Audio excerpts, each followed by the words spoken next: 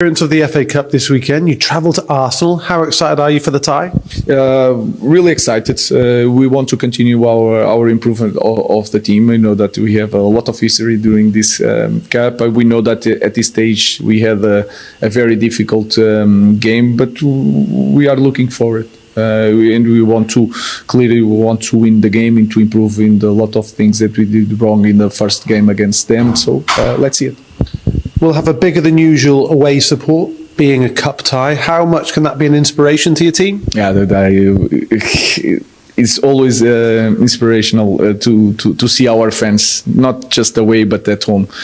The away fans, they are really known here, so I expect a full support. Let's give them also a great performance, and more than that, let's give them everything on the pitch. Then we'll see the result.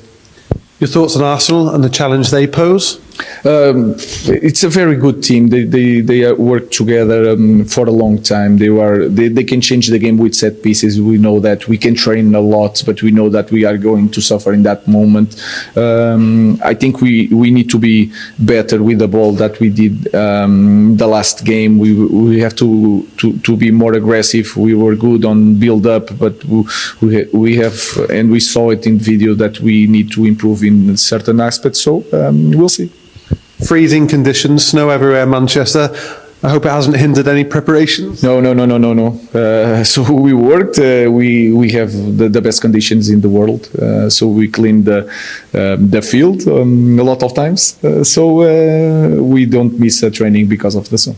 How's the squad shaping up for the tie? Sorry? How's the squad looking? How's the squad for the trip? Vic continue out. Johnny continue out. Ahmad has a little injury, but I think he can recover. Luke Shaw continue his improvement. Mason Mount also. The rest are strong to compete for a place and to play the game. You mentioned Ahmad, who just signed a new contract. After Harry did so, you challenged him to improve. Is that the same message to Ahmad? That is really clear, and we are going to be more demanding with Ahmad. So he knows what we expect from him. Now he has a bigger responsibility because he has a long contract with a big club. So we are going to be really demanding with him. Isn't that the challenge for all your players, though, to keep on improving themselves? That is clear, because we have to change this position on the table. We need to try to win the cup, and we have to continue improve every day. And just finally, the week began on a somber note when Kath Phipps, a beloved member of our staff, had her funeral. How moved were you to see so many club legends there? Yeah, it was. I know this is a sad moment. It could be strange to say it, but it was very inspirational. It was really inspirational, and then all the words that all the people said in this tribute was really good to hear. And I left the church with that feeling of belonging to this club. This is the place I want to be for a while. So for me, it was really inspiration. And Fernandes was deeper. So I think this is a game that, I'm not saying they will do, but I think they've got a really good opportunity. And the pressure's mounted on Arsenal now, especially after midweek. Yeah, now, 2 or 3 weeks ago, or 3 or 4 weeks ago, I think it'd have been easy to sit here and go, right, barring some catastrophic happening, Arsenal are going to win this. And not that they've had great consistency, but I think there was a lot of hope from United and what we saw at Anfield. I'm upset, and we were like, what's he? And he was upset because he'd seen that performance at Anfield, but he'd seen basically a lot of garbage. Yes, in the he'd games seen that before. passion that he felt was missing before. And so he's thinking, well, if they can harness that now, why can't they do it Bournemouth at home? Why can't they do it in these other games? So that is the $1 million question, because Arsenal do have a little bit of vulnerability about them with injuries, with their performances have not been as strong as they have been, and obviously that result against Newcastle has piled a bit more pressure on. Man United pitch up, play like that, they have a very, very good chance. It's a good time to play Arsenal, isn't it? I think it is, and to be honest, I think this Arsenal suits Manchester United at the moment, because Man United have gotten to a place where their standards have dropped so low that actually they prefer playing the bigger teams because the pressure kind of is off them, and I think that's why they perform so well against Liverpool. You know, it's your Bournemouths and your Aston Villas that United have really been real poor against this season, and you know, for me now, But is that attitude then? Because I don't think so. I think it just got to a point where they became so bad that actually they probably got to that Liverpool game last week and thought, you know what, we might as well just go for it because the pressure's off. No one expects us to win. Their expectations have dropped. Their standards have you know, rock bottom, and they actually took that pressure off themselves and they actually performed. So I think that these kind of games at the moment, Manchester United will perform better at than you know than the tier below. But there was a lot of pressure going into Anfield because there was the possibility again Of a shellacking. of taking an absolute pasting. Yeah. And maybe it was more worrisome for the manager and the coaches than it was for the players. I don't know. But why is the performance different then from, say, I know Bournemouth at home, for example, Casemiro played, it was slightly different personnel.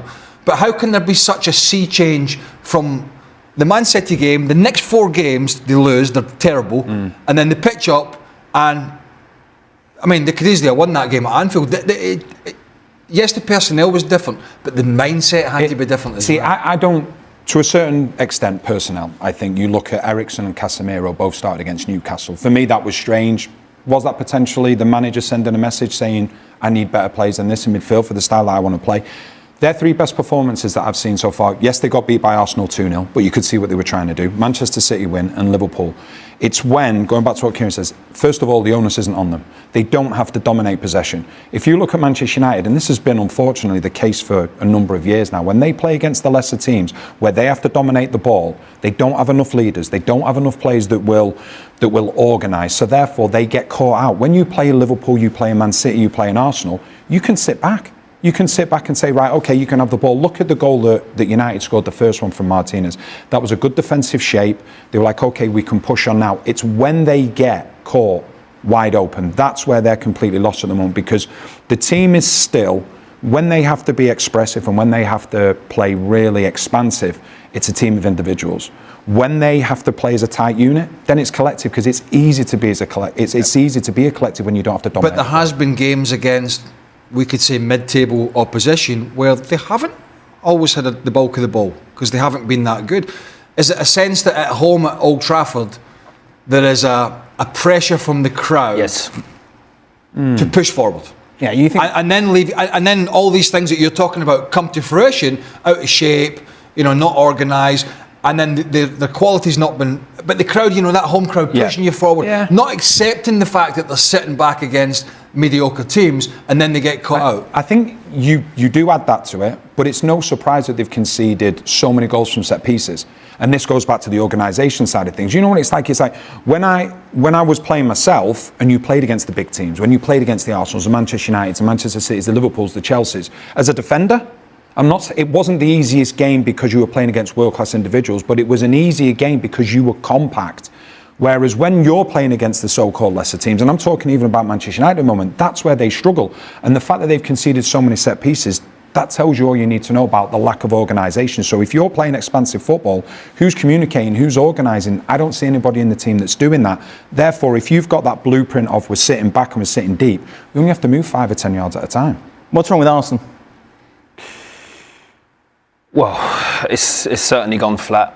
I don't think that the timing of the Newcastle game and the manner in which they lost the game has helped Mikel. They had Xhaka, who I think is a huge miss. I still don't think that they've fully replaced him. And they had that inverted fullback, and that was kind of like their style that they had and their answers that they had on the left-hand side of the pitch. And they had Saka on the right with Odegaard. Now that Saka's out and they don't have that on the left, I think that they've just hit a bit of a wall. And obviously, you know, I thought that they had the answers when Yeri came in. He looked really bright, and unfortunately, he picked up an injury. And so now, Mikel is just trying to find another solution internally, and he seems to be struggling at the moment. Do you think, so obviously with Saka, do you think that makes them more vulnerable defensively when he's not in the team because the players and the team have to get higher up the pitch? And I know he has a huge effect going forward. Do you think he affects their own defence as well? I think he does an incredible amount of work defensively anyway, Bukayo Saka. I mean, I would love to know his physical stats, and I think it's not talked about enough, and it adds to why he's such a great player. He's such an important part of the team, and he is their best player. And when you take him out, and just before Odegaard came back, when those two players are out, is not the same team. And so they've had that. Plus, they've had all of those issues at the beginning with silly suspensions and whatnot. And they don't have a striker. And they don't have a striker. But even without Saka doing defensive work, and he does do defensive work, but even notwithstanding the fact, if you take the defensive side of it out of it, the very fact him being there, Yeah. 2 left backs, right? You got Bukayo Saka there. Do I join this attack or do I not? Right. And do you need a teamate to help you out with him as well? That you win the ball back, full-backs love to get forward and help. I got that. Is he cheating on me? What's he doing? I can't leave him. Centre-half doesn't want me to go. So it takes that fear factor away, or certainly some of it. And then we've seen Arsenal a lot of time, to be fair, predominantly going down that side with Odegaard and Saka. Yeah. So a lot of teams are getting lopsided and double up on them. That's when Arsenal had to be better, switching the play and stronger on the other side. I think for me, one of the things is Arsenal are very much still in the title race. They're not out of it, but they're going to have to find a mojo again. It seems a lot of it, injuries apart, loss of form. We really have got caught up in this set piece, sort of how Arsenal are great at set pieces, how they're always a problem. Where Arsenal have been very, very good in the last couple of years is pressing the life out of teams, particularly at home. Just not allowing them literally to get out their penalty box or out their half. And if they've tried to play out, Arsenal have won it back. They've done it probably as well as Man City and others. Not recently, but certainly last season.